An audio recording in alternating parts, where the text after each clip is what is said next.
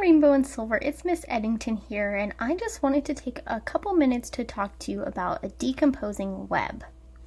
Now, a decomposing web is just a fun way for us to show different ways to make numbers.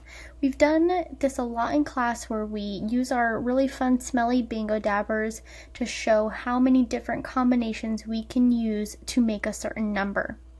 This week we are going to focus on the number 8.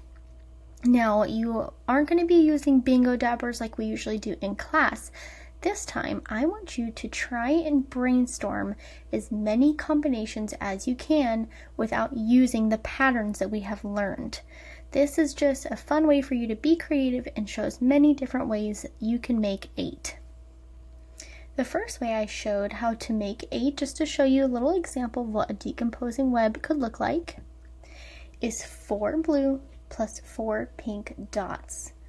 4 blue and 4 pink equals 8.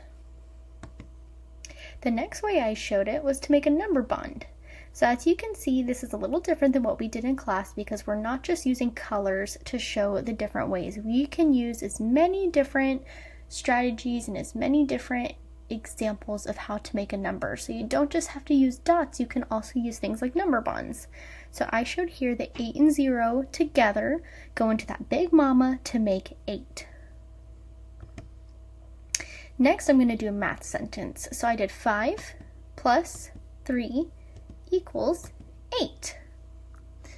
So that is just another idea. You can use math sentences to show different combinations.